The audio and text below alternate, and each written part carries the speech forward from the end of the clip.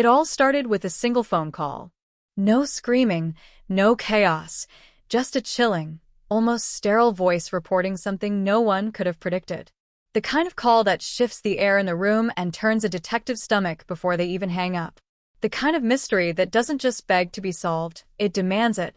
What you're about to hear is not some scripted drama or internet urban legend. This is real. A case so deeply disturbing, so wildly unexpected, that even the most seasoned detectives, those who've stared evil in the face, called it the most unthinkable investigation of their entire careers. And the reason you clicked on this video? You're going to get the answer. You'll walk side by side with us as we peel back the layers of a crime that almost slipped through the cracks of justice. Almost. Before we get into the heart of it, I want you to do one thing: look around your space, take a deep breath, and prepare yourself. Because this story isn't just going to sit in the back of your mind when it's over, it's going to stay with you. The same way it stayed with detectives who couldn't sleep after reading the first report. The same way it haunted the forensics team who said they'd never seen anything like it. This isn't just another story on the internet. This one changes people. I'm talking to you, yes you, the person watching right now who thought, just one more video before bed, or I'll watch this while I do something else. You won't be able to multitask through this one, because every single minute holds a clue. Every single second pushes us closer to a truth no one was ready for. And if you miss one part, you might miss everything. Let's talk about the word impossible for a second. Because this case, it rewrote that word entirely. Detectives who solved it weren't just lucky, they were relentless, obsessed even. You see, when you're faced with a scene that looks like something out of a horror movie, but there's no blood, no murder weapon, no suspects, and nothing about it adds up, you have two choices: walk away or go all in. They went all in. And what they found? It turned everything they thought they knew about crime, justice, and even human nature upside down. But let's rewind. Picture a small, quiet town in Middle America. The kind where people still leave their doors unlocked and know each other's dogs by name.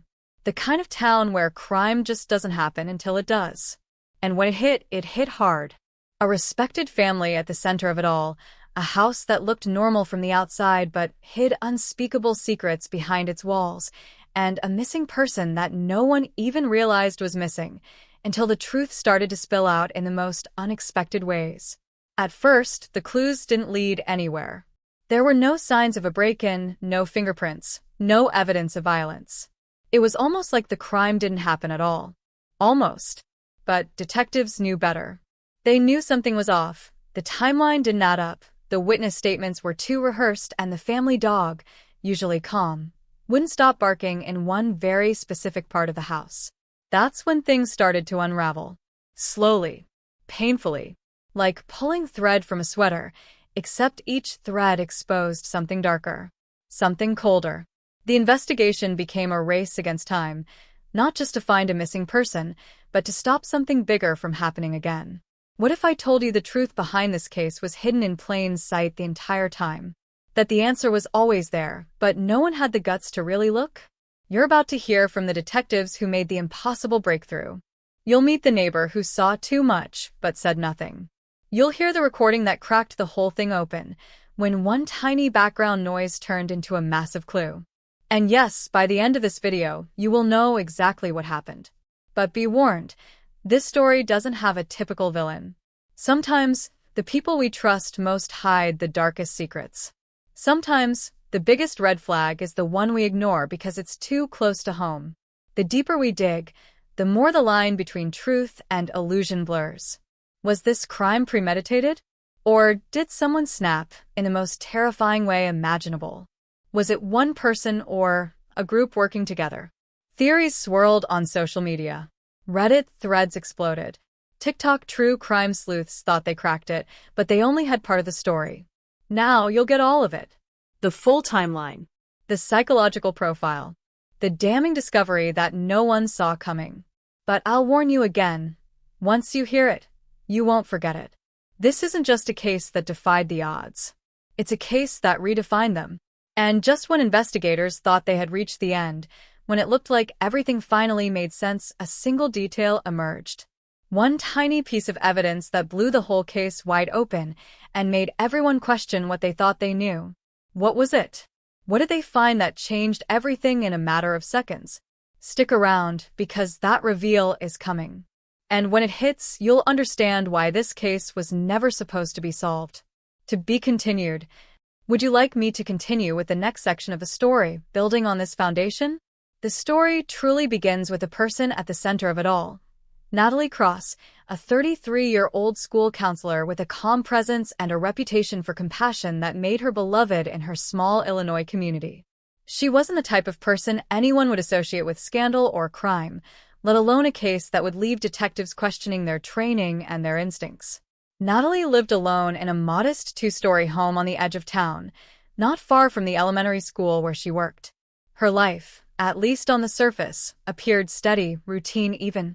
She volunteered at the local shelter, taught Sunday school, and rarely missed the Wednesday night community dinners at the church. To everyone who knew her, Natalie was the kind of woman people felt safe around, which made her sudden disappearance all the more chilling. It was her coworker, Jenna Reynolds, who first noticed something was off. Natalie hadn't called in sick, hadn't requested time off, and never missed a shift without giving notice. At first, people assumed she might just be taking a much-needed break, maybe even slipped away for a secret weekend getaway, which would have been rare but not impossible. But then her phone went straight to voicemail for days. Her mailbox overflowed with letters and junk mail. And her dog, Rufus, who she doted on like a child, was found pacing the backyard, hungry and agitated. That's when concern turned into full-blown alarm. Police were finally dispatched for a welfare check, and what they found left them speechless. The house was spotless. Nothing appeared disturbed, not a single drawer out of place. The coffee pot was still warm. Her shoes were by the door. Her purse on the table. But no Natalie. The strange part wasn't just that she was gone, it was that there was no sign of a struggle. No forced entry. No blood. No broken windows. Everything suggested she had just stepped out for a moment. But that moment had stretched into a week with no contact, and the more investigators combed through her life, the more they realized how little anyone actually knew about what Natalie had been going through. Her phone records showed dozens of late-night calls to an unknown number. She had recently withdrawn a significant amount of money from her bank account, nearly $12,000 in cash, which was completely out of character. There were no airline tickets, no hotel bookings, no large purchases. Just silence. And then, a strange note found on her bathroom mirror written in red lipstick. "It's not what you think." Forensics confirmed it was her handwriting. But what did it mean? As detectives expanded their investigation, Natalie's relationships came under the microscope. Her ex-boyfriend, Brian Kelso, quickly emerged as a person of interest. They'd broken up nearly a year ago, but neighbors claimed he was still seen around her place on occasion. He was a local mechanic, quiet and brooding, with a rough past that included a bar fight and a restraining order filed by a previous partner. But when brought in for questioning, Brian appeared genuinely shaken. He admitted to still caring about Natalie, said he'd been trying to win her back, but denied any involvement in her disappearance. His alibi? He was working on a client's car the night she vanished. And it checked out, at least mostly. There were a few missing hours where his whereabouts couldn't be verified, which was enough to keep him on the radar. Then came the bombshell that twisted the case even further. Natalie had recently started meeting with a therapist from a neighboring town, Dr. Caroline Westfield, a respected psychologist known for her work with trauma victims. Natalie's sessions had started just 3 months before her disappearance, and while the nature of their discussions was protected under patient confidentiality, Dr. Westfield did confirm that Natalie had been processing a significant personal revelation. What that revelation was, she wouldn't say. But she hinted that Natalie had expressed fear not of something, but of someone. Someone she knew well.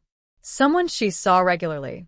That vague description opened the floodgates for speculation, and soon the entire town was on edge.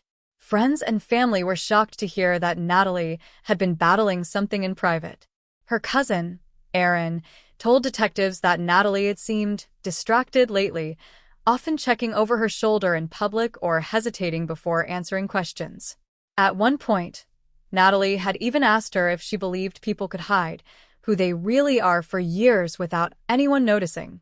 That line stuck with Aaron, and now it haunted the investigators. At the same time, a string of anonymous tips began pouring in. Some were likely well-meaning but misguided. People who saw someone who looked like Natalie at a gas station 2 towns over, or swore they heard her voice in a crowd. But one tip was different. It came in through the department's online portal from a user using a burner email address. The message was brief but bone-chilling. "You're looking in the wrong direction. She didn't run away. She was taken. And the person you think is innocent isn't. No name. No location. Just that." And attached to the message was a blurry, low-res image of what looked like Natalie standing in the middle of a forested area, looking directly at the camera. Her expression? Terrified. The image was immediately run through enhancement software, and though it was impossible to confirm with absolute certainty that it was her, several facial recognition markers lined up. But how recent was the photo? Who took it?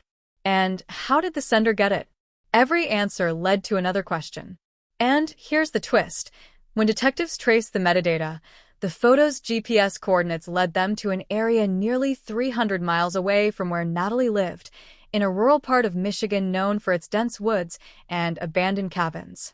A search team was dispatched immediately, but what they found wasn't Natalie. It was something far stranger. In one of the cabins was a wall covered in printed photos, newspaper clippings, and names connected by red thread.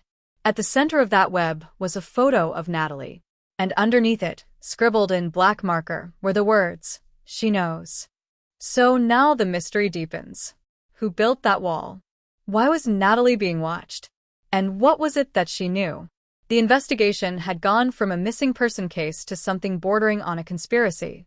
And while the evidence was mounting, none of it gave a clear answer. Just shadows. Just suggestions. And every person interviewed seemed to have something to hide, even the people closest to her. One of Natalie's students, an 8th grader named Aiden, told police that she'd asked him an unusual question weeks before disappearing. Something about whether he thought people could be punished for things they hadn't done yet. It sounded like an innocent philosophical musing at the time, but now? It felt like a breadcrumb she had left behind, hoping someone would follow it. And that's where we're going next. Into the mind of Natalie Cross. Into the lives of those around her. Into the lies, the secrets, and the trap that was laid long before anyone even knew a crime had been committed. But what if everything the detectives thought they knew was about to be upended again? Stay with me, because the most shocking revelation, as you said, just when investigators thought they were beginning to put the pieces together, something happened that sent the entire case spiraling into uncertainty again. The photo of Natalie in the woods, once considered a breakthrough, vanished from the digital case file, gone without a trace. No record of the email that had delivered it, no metadata trail, nothing in the police server logs to explain its disappearance. It was as if it had never existed. The tech team couldn't explain it, and the detective who first opened the file, Detective Marcus Hale, swore he'd saved it to both his drive and a physical flash drive. But both were empty. This wasn't a simple error. Someone had erased it, and they did it with the kind of precision that suggested they were either inside the investigation or had access to someone who was. That was the first sign that this case wasn't just complex. It was being manipulated. Detective Hale had been leading investigations for over 15 years, but this was the first time he felt the unsettling sense of being watched. His files were accessed without his knowledge. His computer lagged strangely when he tried to open certain folders. But even worse was the anonymous message left on his windshield one night after leaving the precinct. A single scrap of paper, weighted by a stone, placed carefully under the wiper. The message, scrawled in black ink, read, "You don't want to know what she found." No name, no fingerprint, nothing to trace. Just that quiet, deliberate warning. Hale didn't tell the rest of the team immediately. Maybe out of pride, maybe because part of him feared what it meant. If someone was already watching the detectives themselves, how much deeper did this conspiracy run? Still to come. Things became even more tangled when a new figure entered the picture. Noah Harland, a private investigator hired by Natalie several weeks before she vanished. He claimed she reached out after becoming convinced someone was following her, watching her every move, even bugging her house. She had discovered a small device hidden behind her bathroom vanity mirror, a listening device that no one could trace back to any official agency. Natalie panicked, he said, but she wasn't paranoid. She had notes, recordings. She believed someone was trying to cover up what happened during that college retreat, and that they were getting closer to her. Noah, smooth-talking and confident, came across as helpful, until one of the detectives spotted a subtle detail that changed everything. In his office, framed on the wall behind his desk, was a certificate. The name? Not Noah Harland. It was registered to a Kevin Harlan. A quick search revealed a sealed criminal record tied to that name: fraud, impersonation, obstruction of justice. Suddenly, the man claiming to be the one trying to help Natalie became a person of interest. But before detectives could question him again, he disappeared. His office cleared out. Phones disconnected. His online presence wiped clean. Almost like he'd never existed. Just like the photo. Just like the email. Another clue vanished into the ether. And the question shifted from "where is Natalie?" to "how many people are working to keep her silent?" Detective Hale began to feel the walls closing in. Witnesses recanted their statements. Friends of Natalie refused to speak further. One even left town without notice, later found in Arizona, claiming they were tired of being watched. At first it sounded like paranoia, but when Hale reviewed the security camera footage from the police department, he saw something impossible: someone entering the building late at night using a stolen access card. The footage was grainy, distorted, but the figure moved with purpose, heading straight for the evidence room, then vanishing out of frame. That night, Natalie's personal diary, logged as evidence, was stolen. Now the case had crossed a dangerous line. There were no longer just missing people and unanswered questions. There were active efforts to bury the story. And every time detectives got close to a breakthrough, something or someone got in the way. It was as if an invisible hand was erasing the truth in real time. But perhaps the most disturbing development came from Natalie's smart speaker. Recovered during the initial search of her home, it had been sent to digital forensics. After weeks of decryption, one audio file was finally extracted. It was short, just 30 seconds. Natalie's voice, hurried and low, could be heard whispering, "If you're hearing this, I was right.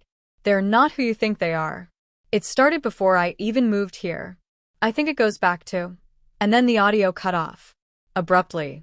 Cleanly. As if someone didn't want her to finish that sentence. So what was she about to reveal? What did she discover that terrified her so deeply she left behind a trail of warnings and whispers? And how is it possible that each clue she left behind has been vanishing one by one, like the story itself is being rewritten in real time? We're about to uncover a secret so dark, it was buried not just by one person, but by an entire web of betrayal. Because the next name on Natalie's list is someone no one ever suspected. And once you hear it, everything you thought you knew about this case will change. Just as the investigation seemed ready to dive headfirst into the mystery surrounding Natalie's final message and the sudden disappearance of the fraudulent private investigator, something else surfaced, something that changed the entire direction of the case. It happened quietly, almost too quietly to take seriously at first. A woman named Erica Blanchard, a nurse working night shifts at a hospital 2 towns over, contacted police after seeing a local news segment about Natalie's disappearance. She claimed she hadn't spoken to Natalie in over 5 years. Not since a falling out over something stupid and personal, but what she said next made the hairs on Detective Hale's neck stand on end.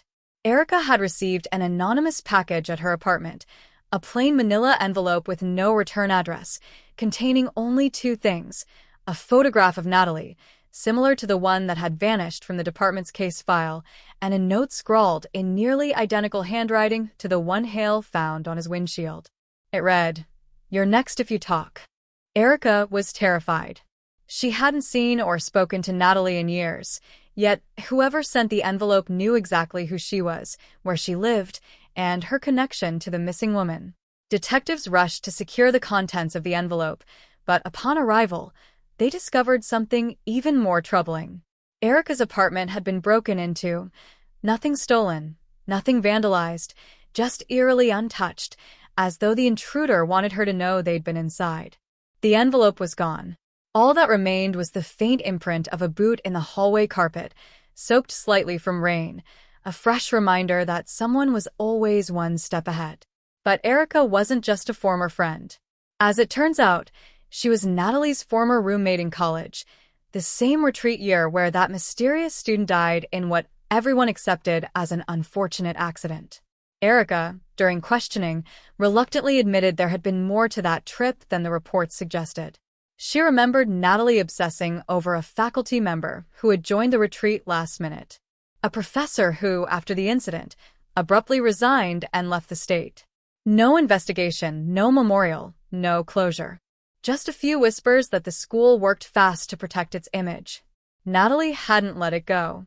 She'd spent years tracing records, tracking alumni, compiling a private list of names she believed were connected to that night. Erica had seen it once, and though she couldn't recall every name on it, she remembered one very clearly: Liam Walker.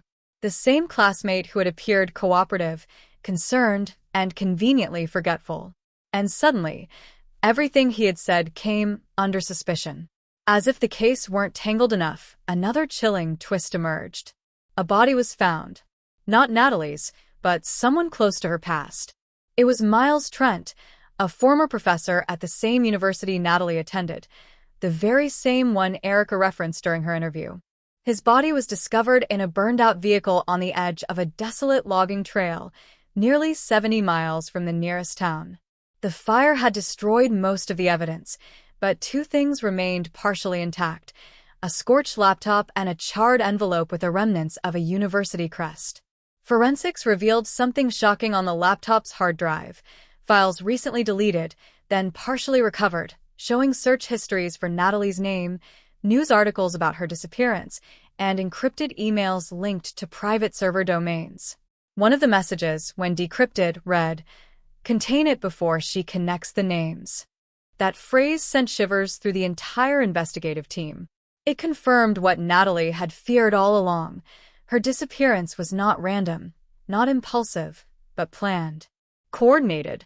And now, with Erica threatened and a former professor found dead under suspicious circumstances, it was clear the cover-up extended far beyond what anyone had expected.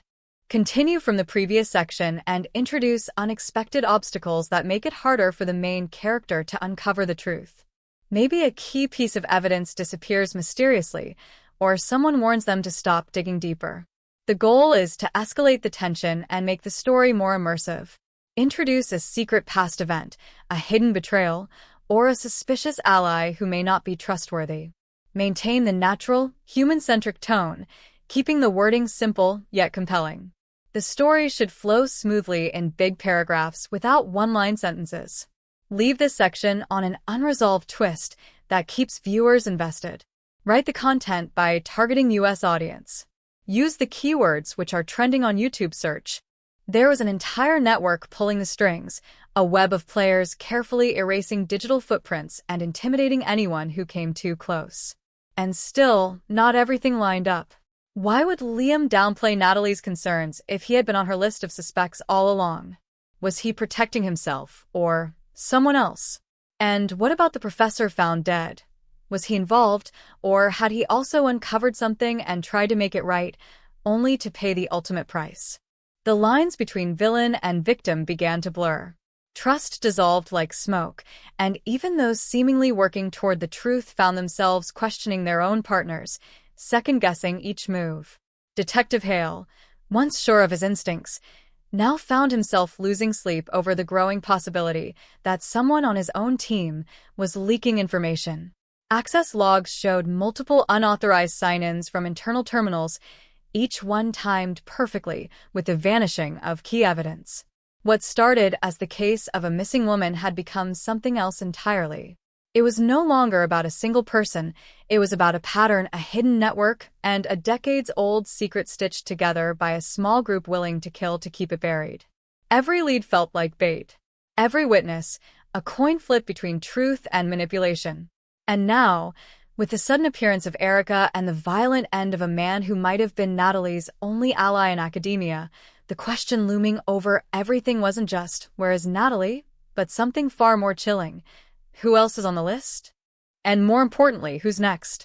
You said. Detective Marcus Hale had always believed that as long as he stayed rational, followed the evidence, and trusted his instincts, there wasn't a case he couldn't solve. But that belief was unraveling fast. The deeper he dug into Natalie's disappearance, the more the rules he relied on seemed to collapse beneath his feet. And nothing brought that home more than what happened one rain-soaked Thursday night, just as the storm rolled into the city like a warning from something unseen. Hale was heading home after another exhausting day of chasing ghosts, his badge weighed heavier than usual, his thoughts crowded with missing files, erased evidence, and the fear he hadn't dared to speak out loud. But as he turned onto his street, headlights flashed once, then again. A black SUV, parked too perfectly under the dim glow of a street lamp, peeled away the second Hale's car approached. No plates. No way to follow without compromising himself. It was the third night in a row. He was being watched. That night, Hale couldn't sleep. He sat in silence in his kitchen, lights off, gun on the table, every creak in the house setting his pulse on edge. He thought about Natalie and how terrified she must have felt. Her last recorded voice message looped in his head. They're not who you think they are. He knew now that warning wasn't just about a single person, it was about the system. About something embedded, so deep it reached into every place she thought she was safe. And if Hale was now being tracked, it meant he had gotten too close. But close to what? That's what haunted him. The clues weren't lining up, they were being tampered with, edited, as though someone were reconstructing the past in real time to keep the truth forever just out of reach. Then the bottom dropped out. The next morning, Hale got a call that nearly brought him to his knees. His partner, Detective Laura Kim, was missing. She hadn't shown up for work. Her phone went straight to voicemail. Her apartment had been left in perfect order, too perfect. Her notes on the case were gone, her laptop wiped clean. The only thing left behind was a printed photo of Natalie, tacked to the center of Laura's corkboard with a single pushpin. Across Natalie's eyes, in bold black marker, someone had written, "SHE didn't listen." Hale's stomach twisted. Laura had been the one person he confided in, the one person who kept him grounded as this case spun further into chaos. And now she was gone. No struggle, no sign of forced entry. Just another ghost in the growing chain of disappearances surrounding Natalie. Panic clawed at the edges of Hale's mind. He'd lost control. Every move he made felt like a step onto a trapdoor. He began questioning everything. Was Natalie even alive? Had Laura been taken as punishment? Or had she discovered something and vanished to protect herself? Was the investigation even real anymore? Or was it just a carefully constructed maze designed to keep him occupied while the truth slipped further into the dark? These questions began to consume him, turning quiet moments into suffocating episodes of doubt. In the solitude of his apartment, he found himself whispering thoughts out loud, half hoping, half fearing someone was listening. He began checking under his car every morning, swapping burner phones, erasing his own digital trail like a suspect instead of an officer. But it wasn't just fear anymore, it was dread. A cold, creeping certainty that the people behind this mystery weren't just cleaning up loose ends. They were watching him spiral. And they were enjoying it. Then came the final blow. Hale received an email from an unknown address. No subject. No message body. Just a single attachment. When he opened it, his heart froze. It was a live photo, a 3-second loop, of his own living room taken the night before, showing him sitting at the table with his gun, looking over his notes. He hadn't noticed the camera. He hadn't heard a sound. But someone had been inside his home, just feet from him, capturing him at his most vulnerable. The timestamp confirmed it. And suddenly, he understood Natalie's descent. The paranoia wasn't paranoia at all. The panic wasn't irrational. This wasn't just about covering up a death from years ago or silencing one woman's pursuit of the truth. This was about control. Absolute control. The kind that burrows into your life so thoroughly you can't trust your own thoughts, your own reality. Hale wasn't investigating a crime anymore. He was surviving a slow unraveling of everything that made him who he was. And the worst part? Whoever was behind it wasn't afraid. They wanted him to know how helpless he was. They wanted him to watch as they erased everyone he cared about, one name at a time. Now, he wasn't sure what was real.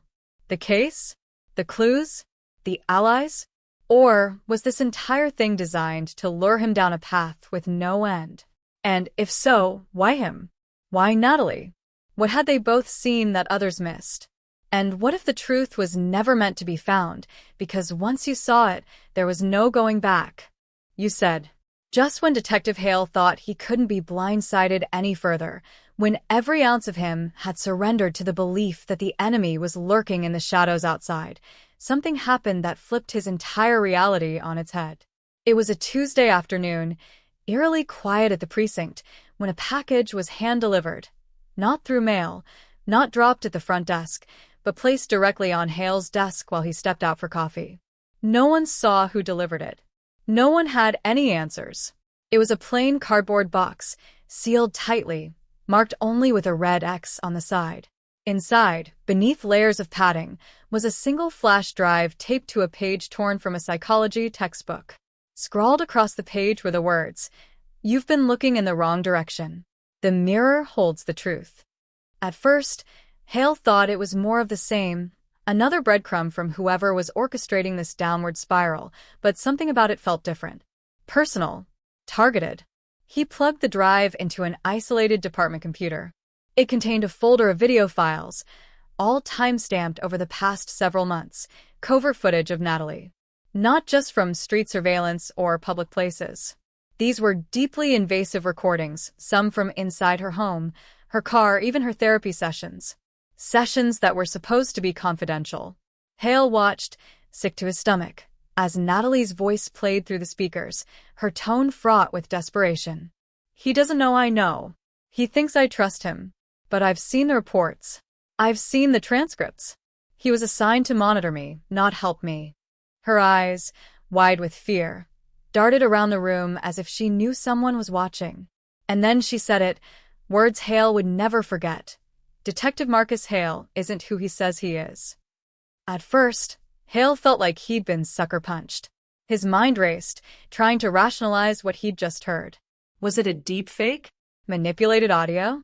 A cruel trick to throw him off balance? But the more he watched, the more he realized these weren't doctored. These were real. Natalie had believed someone was close to her not to protect her, but to control her. And all signs pointed to him. But Hale had never met Natalie in person. He'd only gotten involved after she went missing. So, how could she have been talking about him? It didn't make sense until it did.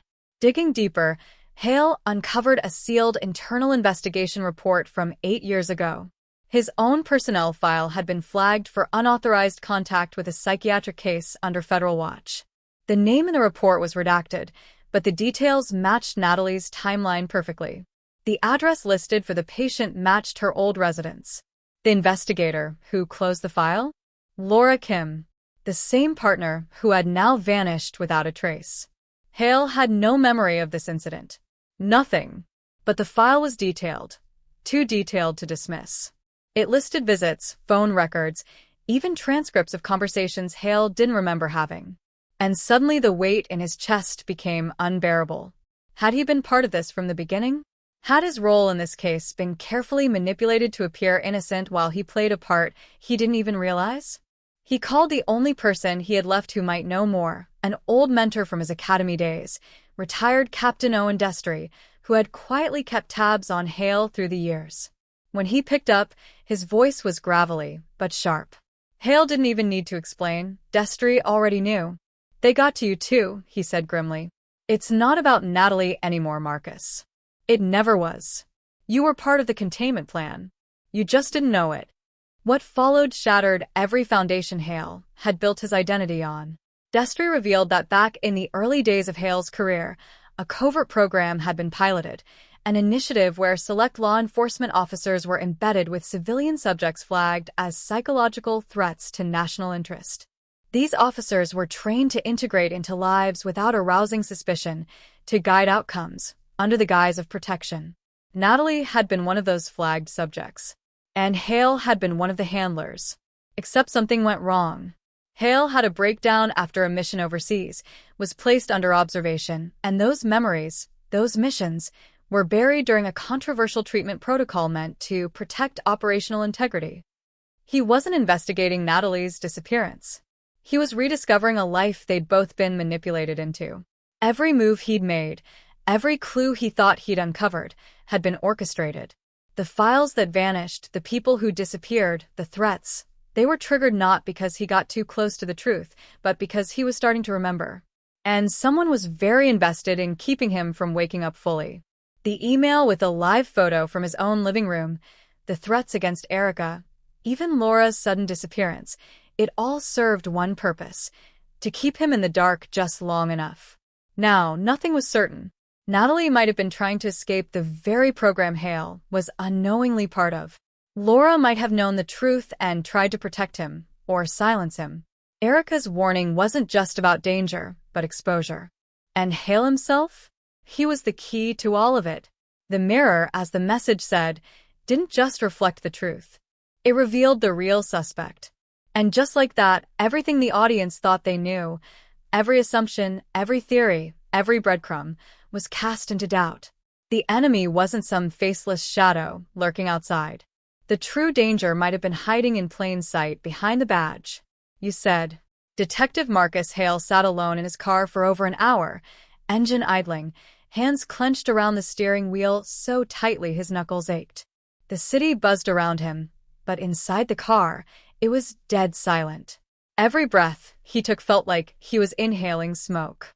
The files on the flash drive, the audio recordings, the buried personnel report, Destry's phone call, it all ran through his mind on a loop.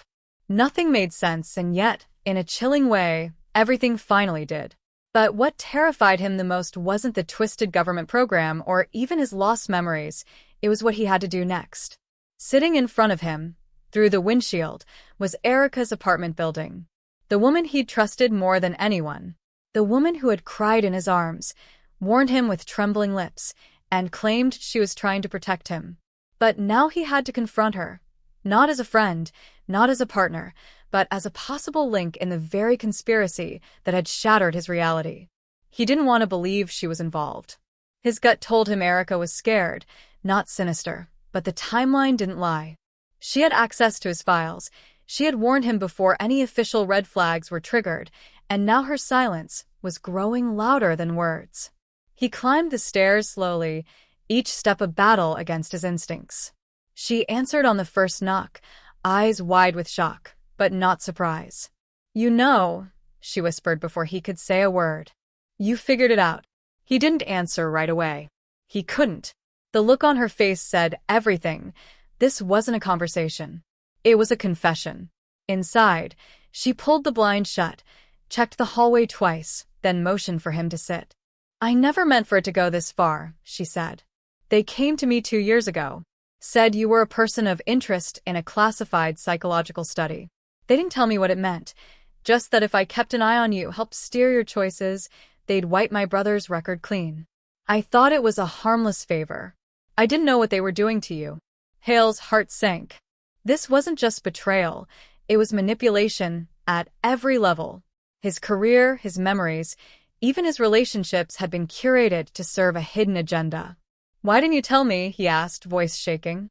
Erica's eyes welled up. "Because I didn't know who you were anymore.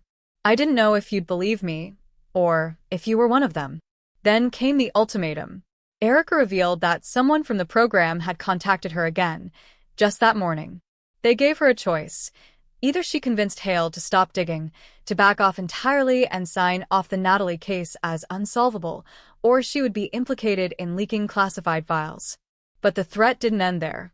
They showed her a video, one Hale hadn't seen, of a young boy, no more than 6 years old, being picked up from school by a strange man in a gray SUV. Erica's nephew. They didn't have to say it. She knew exactly what it meant. Compliance or consequence. "They're going to hurt him, Marcus," she said, breaking down. And if we don't stop, they'll do more than that. Suddenly, Hale was faced with the kind of choice no one should ever have to make. Walk away from the truth, from Natalie, from everything he'd worked to uncover, and allow the system to win. Or keep digging, knowing that innocent people would pay the price. Every instinct in him screamed to fight, to expose the truth. But he couldn't ignore the fear in Erica's voice, the shaking in her hands.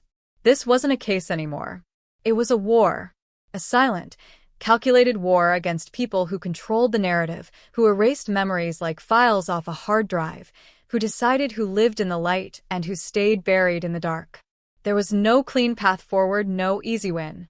Every step now came with collateral. Hale left the apartment feeling like a ghost. The line between right and wrong, truth and lie, was no longer visible. Even his own thoughts felt contaminated. But as he reached his car, something caught his eye, a small envelope wedged under his windshield wiper. No postage. Just his name written in thick, bold marker. Inside was a photograph, grainy, but unmistakable.